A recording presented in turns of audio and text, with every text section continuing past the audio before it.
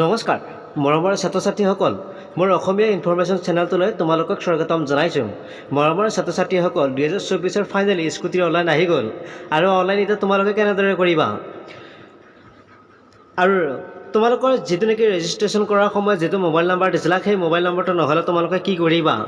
আৰু সেই মোবাইল নাম্বাৰটো বাধ্যতামূলক নেকি তোমালোকক সেই মোবাইল নাম্বাৰটোৰ প্ৰয়োজন হ'ব নেকি যদি হয় তেতিয়াহ'লে তোমালোকে এটা সিমখন ক'ত পাবা বা সিমখন কেনেকৈ বনাবা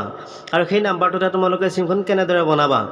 আৰু যদি হেতু ইম্পৰ্টেন্ট হয় তেতিয়াহ'লে তোমালোকে এই ভিডিঅ'টো সম্পূৰ্ণকৈ চোৱা অকমানো স্কিপ নকৰিব মই তোমালোকক জনাই আছো মই ভিডিঅ'ৰ জৰিয়তে তোমালোকে গোটাইখিনি গম পাবা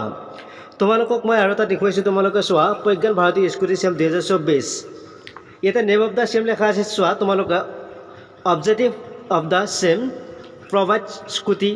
to HS pass student এটো HS পাস কৰা ছাত্ৰ ছাত্ৰীসকলেহে অনলাইন কৰিব পাৰিব এপ্লাই মো তোমালোকে এপ্লাই কৰোঁতে অফলাইন নহব তোমালোকৰ অনলাইন কৰিবই লাগিব এপ্লিকেশন ষ্টাৰ্ট ডে তোমালোকৰ জুলাই মাহৰ পৰা তোমালোকে অনলাইন আবেদন কৰিব পাৰিব আৰু জুলাই মাহতে তোমালোকে অনলাইন কৰিব লাগিব ডেট অফ ডিস্ট্ৰিবিউশন তোমালোকে সেপ্টেম্বৰ 2024 তোমালোকৰ সেপ্টেম্বৰত তোমালোকৰ স্কুটি মেৰিট লিষ্টখন তোমালোকৰ প্ৰকাশ পাব আৰু মেৰিট লিষ্ট প্ৰকাশ পোৱাৰ লগে লগে তোমালোকে স্কুটি লাভ কৰিবা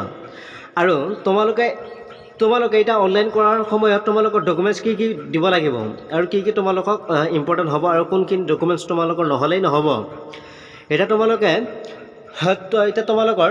কোনবোৰ ডকুমেন্টছ বেছি ইম্পৰ্টেন্ট মই তোমালোকক জনাই আছো তোমালোকৰ এইকেইটা ডকুমেন্টছ তোমালোকৰ ইম্পৰ্টেন্ট তোমালোকে এই ডকুমেন্টছখিনি জিংকেও নহওক তোমালোকক লাগিবই আৰু তোমালোকে এই অনলাইন কিটা তোমালোকে অনলাইনৰ সময়ত এই ডকুমেন্টছখিনি তোমালোকৰ খুব ইম্পৰ্টেন্ট হ'ব যেহেতু আৰু তোমালোকৰ নহলে যদি এই ডকুমেন্টছখিনি নাই তোমালোকে স্কুটি লাভ নকৰিব আৰু মই ইয়াতে তোমালোকক দেখুৱাই আছো তোমালোকৰ ডকুমেন্টছ কি লাগিব তোমালোকৰ পাছপোৰ্ট সাইজৰ ফটো লাগিব আৰু ষ্টুডেন্ট আধাৰ কাৰ্ড তোমালোকৰ এখন আধাৰ কাৰ্ড লাগিব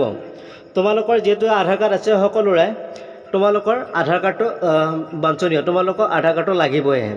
আৰু ক্লাছ 12 ৰ তোমালোকৰ মাৰ্কশিটখন লাগিব তোমালোকৰ যেটো HS পাস কৰা যিখন নেকি মাৰ্কশিট আছে তোমালোকৰ সেই মাৰ্কশিটখন তোমালোকে অনলাইনৰ সময়ত তোমালোকে আপলোড কৰিব লাগিব এপ্লিকেশন নাম্বাৰটো তোমালোকক লাগিব ষ্টুডেন্ট ৰোল নাম্বাৰটো লাগিব ভ্যালিড মোবাইল নাম্বাৰ লাগিব তোমালোকৰ যেটো নেকি ভ্যালিড মোবাইল নাম্বাৰ আছে সেই ভ্যালিড মোবাইল নাম্বাৰটো তোমালোকক লাগিব আৰু ইয়াতে কোৱা নাই যে তোমালোকৰ আগৰ ৰেজিষ্ট্ৰেশ্যন কৰাৰ সময়ত তোমালোকৰ যেটো নেকি মোবাইল নাম্বাৰ দিছিল সেই মোবাইল নাম্বাৰটো ইয়াতে উল্লেখ কৰা হোৱা নাই আৰু তোমালোকৰ হেতু সেই মোবাইল নাম্বাৰটো তোমালোক লাগিব নে নালাগিব সেইটো বৰ্তমানক লাগি কোনো নটিছ হোৱা নাই আৰু ইমেইল আইডি তোমালোকক লাগিব আৰু লগইন পাছৱৰ্ডটো বনাই ল'ব লাগিব বুজি পালা নহয় থ্যাংক ইউ